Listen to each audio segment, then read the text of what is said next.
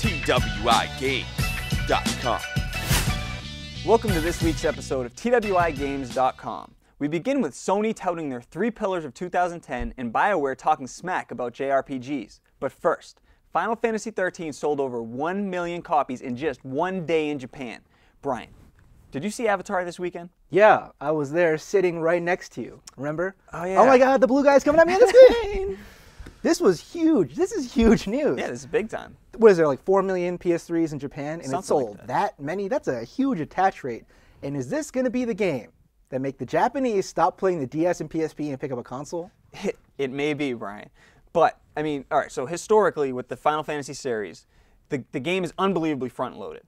Apparently, an average of 60% of life-to-date sales for Final Fantasy games are on day one. But with that being said, the fact that this compared to Final Fantasy games on day one on the PS2, that's unbelievable. Because they have to be ecstatic. The PS2 had like 5 to 10 times the amount of install base that the PS3 does, and it sold 1.5 million the first week. That is unbelievable. It's the #1 selling PS3 game of all time in Japan in 1 week.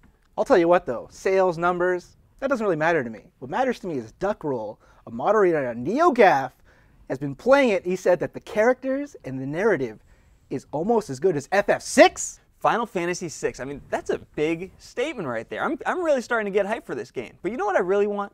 What do you want? I want Square Enix to come out with a special edition PS3 in March for US release.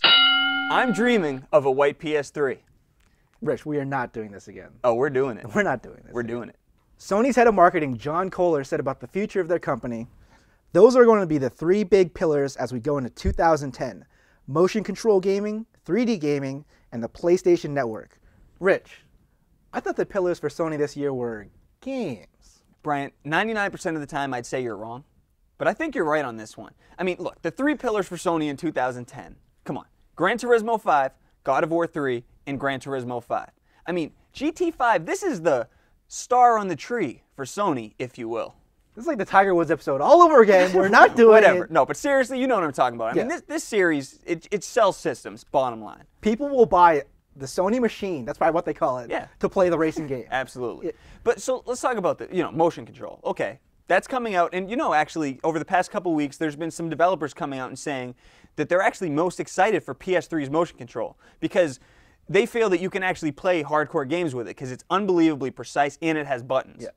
So, I mean, with that said, I don't want motion control. I really don't. I love the PlayStation controller. I love the 360 controller. I just want to sit there and play games and push buttons. I don't want to swing around. What's the point? I don't see the added value. Look, this is the marketing guy, right? Yeah. So the marketing guy gave me things I don't really want to hear. Right. Especially the marketing guy who's going to have stupid marketing events being like, whoa, on stage playing music or whatever they're going to be doing. I'm not ready for this 2010. Yeah. And 3D gaming, how is that a pillar? That's not a pillar. 2010. I mean, look, 3D gaming is cool and all, but this isn't even going to be a pillar in 2015. If that's the pillar, it's going to crumble. I mean, 50%, not even 50% of the country have HD TVs at this point. Right. How many people in 2010 are going to have 3D TVs? I go out, I love spending money. I will not own a 3D television by Christmas 2010. That's me. I'll tell you the only pillar here that looks solid is the PSN. Yeah. I saw, a supposed leak of things that they could be bringing to a premium service, and there have been things I've been waiting for, which is like cloud saves.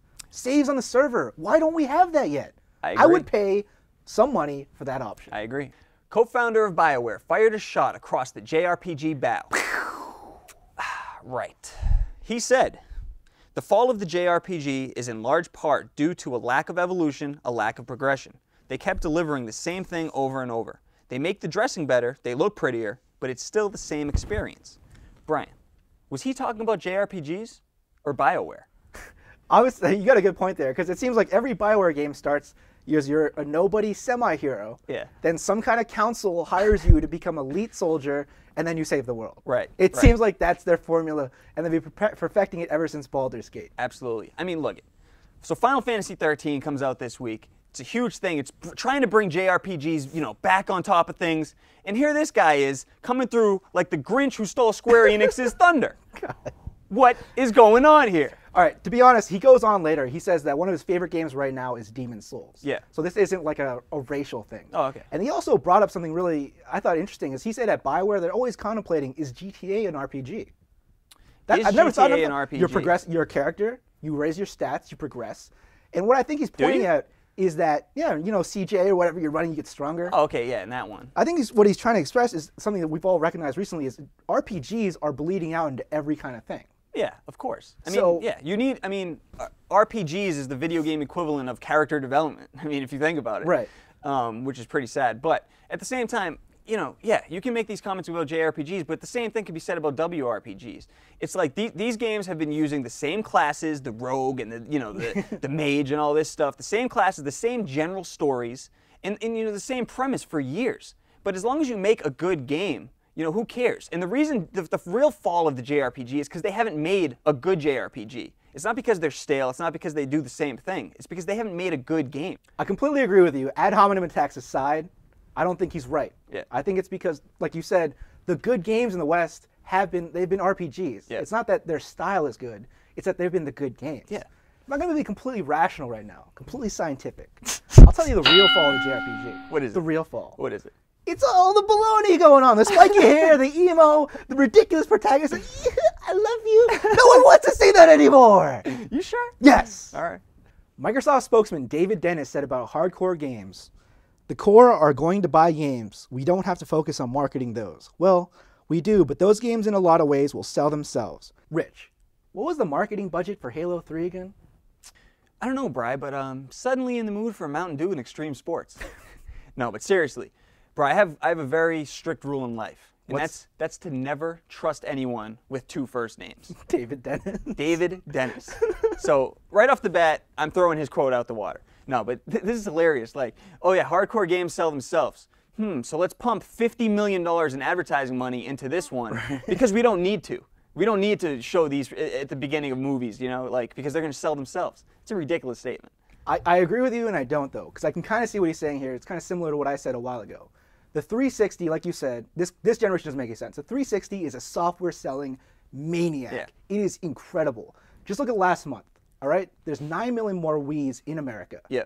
Yet the 360 doubled its software sales. Yeah. That's unbelievable. 4.2 million on Modern Warfare No, it's alone. crazy. It's a machine. No, but I think what he's saying is, because he was talking about Natal and stuff, which is what I was saying, is Natal is their chance to branch out. You know, 360 has a monopoly on hardcore gamers. Yeah. There isn't a hardcore gamer out there who doesn't own a 360. Right. So Natal is that chance to branch out. I think that's what he was trying to say. Oh yeah, don't get me wrong though. I'm not disagreeing with what he's saying. Obviously these games are selling themselves. But somebody ought to let, you know, the marketing team of Microsoft know that, because they're throwing away millions of dollars on ad campaigns. Obviously people are going to buy Halo 3. They don't need to see it on Mountain Dew to buy Halo 3. They're going to buy it. I need the Mountain Dew. But, you know, another thing, you know, this study came out, you know, word of mouth is a big thing in selling games. It's actually the biggest thing in selling games. And that makes sense, you know, because especially on Xbox, everybody's on live, you know, they're playing games, they're talking to each other. Oh, Borderlands, this is a sweet game, we got to co-op it. And that's probably, in large part, you know, the success of Borderlands is due to word of mouth. But, you know, I just want to end with this. You know, video games are kind of like this generation's Red Ryder BB guns, if you will. You should be ashamed of yourself. There's a petition on Facebook for Modern Warfare 2 to be patched to help the colorblind. Brian, I knew there was a reason that I could not get to a 1.0 ratio. Yeah, because you have a problem seeing red and green, right? Yeah, well, I'm actually, there's two types of colorblinds, and I'm actually both of them. Now, the red-green thing, the problem there is that, you know, your teammates, their names are green, and the enemies, their names are red. So it's hard to differentiate your teammates from your enemies. And another thing is on the radar. You know, all the different colors and all the arrows, like, I really can't make them out, so it doesn't help me that much. You know, but another problem I have as a colorblind gamer, you know, particularly in games like this, I actually can't see, you know, when there's an enemy or a sniper far away, they just blend into the background. I can't see them. This is not an excuse, Brian. I'm serious. I'm actually colorblind. No, this is not an excuse, Brian. This is unbelievable. I feel left out of all these games. Puzzle Fighter, I had to put my tent, like, I had to skew it all the way to the right just to play that game because my girlfriend kept, like, annihilating me in that game. Colorblind, I can't handle it. What's your thought on this, Brian? Colorblind or excuses? Brian, you know, these are not excuses. Look, there's a petition. I'm so glad that there's a petition on Facebook because finally I have some proof that this is an actual issue, and most games do not care about colorblind people. We're going to take a quick break. We come back, we discuss the avalanche of games that are coming out in Q1, and we play a little mistletoe or bah humbug. Stick around, we'll be right back.